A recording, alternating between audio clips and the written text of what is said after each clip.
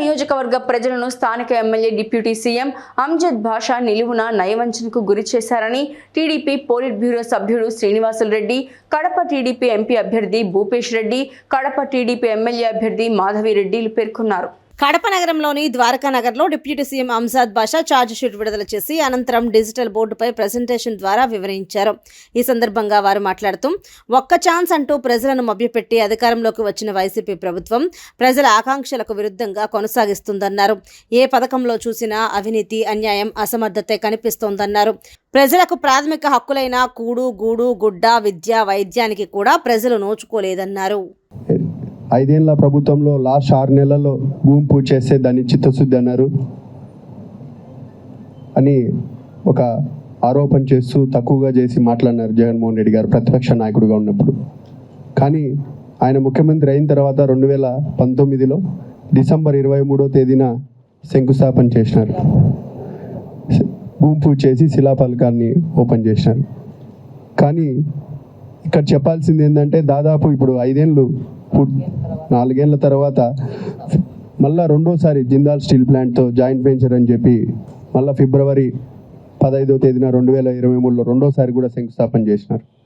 ఇక్కడ మీరందరూ ఆలోచన చేయాల్సిన విషయం ఏంటంటే 2 చోట్ల నిధులు కేటాయించడం కానీ లేదా ఉద్యోగ అవకాశాలు కల్పించడంలో ఈ ప్రభుత్వం ఫెయిల్యూర్ అయిపోయింది. ఈరోజు నిరుద్యోగ యువతకు పరిశ్రమలు వస్తే ఉద్యోగ అవకాశాలు వస్తాయి, స్టీల్ ప్లాంట్ వస్తే ఉద్యోగ అవకాశాలు వస్తాయని చెప్పిన వ్యక్తి కడప జిల్లా వాడు ముఖ్యమంత్రి అయితే గంపగుత్తగా ఓట్లు వేసినారు. ఆ రోజు అందరూ మనకు మంచి జరుగుతుందేమో అనేది. కానీ ఈరోజు చూస్తూ ఉంటే కేవలం నోటి మాటలకే అది ఉంది కానీ చేతుల్లో ఎటువంటి పని లేదు. నిధులు కేటాయించలేదు, లేదా భూములు కూడా కేవలం ఆ సంస్థకు కట్టబెట్టడానికి అనేది కూడా ఈ సందర్భంగా మీ అందరికీ తెలియజేస్తున్నా. గతంలో కూడా రాజశేఖర రెడ్డి గారు ముఖ్యమంత్రిగా ఉన్నప్పుడు 2007లో దాదాపు 12,000 నుంచి 15,000 ఎకరాలు ఒక బ్రహ్మణి స్టీల్ ప్లాంట్ అని గాలి జనార్దన్ రెడ్డికి ఆ రోజు కట్టబెట్టడం జరిగింది.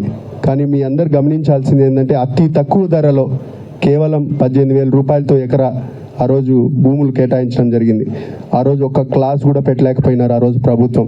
ఇదిగినా మీరు కన్స్ట్రక్షన్ చేయలేకపోతే మళ్ళీ ప్రభుత్వం వెనక్కి తీసుకుంటుందని కండిషన్ కూడా పెట్టలేకోకుండా ఒక సంస్థకు పూర్తిగా వాళ్ళకు ఆ హక్కులు కేటాయించడం వల్ల ఈరోజు ఒక వ్యవస్థకే ఒక బ్రహ్మణి స్టీల్ ప్లాంట్ కిందనే ఆ భూములన్నీ ఉన్నాయి.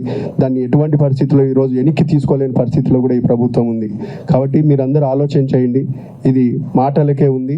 ఈరోజు జగన్మోహన్ రెడ్డి గారిని ఈ ప్రభుత్వం వైఫల్యాలను మనం ఈరోజు ఛార్జ్షీట్ రూపంలో ఈడ కడప నియోజకవర్గం ఉప ముఖ్యమంత్రి అంజద్ బాషా గారి మీద ఛార్జ్షీట్ ప్రజలకు వంచన చేసినారని ఛార్జ్షీట్ కూడా రిలీజ్ చేయడం జరిగింది. దీన్ని డీటెయిల్గా మన కడప నియోజకవర్గ అభ్యర్థి మాధవిక్క గారు డీటెయిల్గా కూడా చెప్తా వచ్చినారు. కాబట్టి ఒకసారి ఆలోచన చేయండి. ఇది ఒక నియోజకవర్గానికే ఇట్లా ల్యాండ్ మాఫియా కానీ, శాండ్ మాఫియా కానీ, లేదా ఇట్లా హౌసింగ్ వ్యవస్థ సంబంధించి రియల్ ఎస్టేట్ కానీ ప్రతి నియోజకవర్గ ఎమ్మెల్యే ఇక్కడ అదే తీరులో ఉన్నారు. కాబట్టి వీళ్లకు ఈరోజు మనం బుద్ధి చెప్పాలంటే రానున్న రోజుల్లో కూడా మనం చంద్రబాబు నాయుడు గారిని ముఖ్యమంత్రి చేసుకుంటే మంచి రోజులు వస్తాయని కూడా ఈ సందర్భంగా తెలియజేస్తున్నాం. ఎప్పుడు కూడా వక్ఫ్ బోర్డులు అన్యాకాంతం కావడం కానీ, ఆ భూములు కొట్టేయడం కానీ ఎప్పుడు జరగలే గతంలో ఉన్నప్పుడు. ఈ కొత్తగా మైనారిటీ శాఖ మంత్రి కడపకు ఎమ్మెల్యే అయిన తర్వాతనే కడపలో ఉన్న వక్ఫ్ బోర్డు భూములన్నీ అన్యాక్రాంతం అవుతాయి, కొట్టేయడం జరుగుతూ ఉంది, రాసుకోవడం జరుగుతూ ఉంది. అవన్నీ కూడా ఈ బెదిరింపులతో రేపు ఓట్లు దండుకోవడానికే ఇటువంటి వాతావరణము, ఇటువంటి వాళ్ళని ఎన్నుకున్న ప్రజలు నిజంగా సిగ్గుపడే పరిస్థితి వచ్చింది. ఎన్నికలు వచ్చినప్పుడు ఖచ్చితంగా ప్రజలు ఇటువంటి వ్యక్తులకు సరైన సమాధానం చెప్తారు. ఇటువంటి వ్యక్తులను నగర బహిష్కరణ కాదు, దేశ బహిష్కరణ చేసే అవసరం కూడా ఉంది.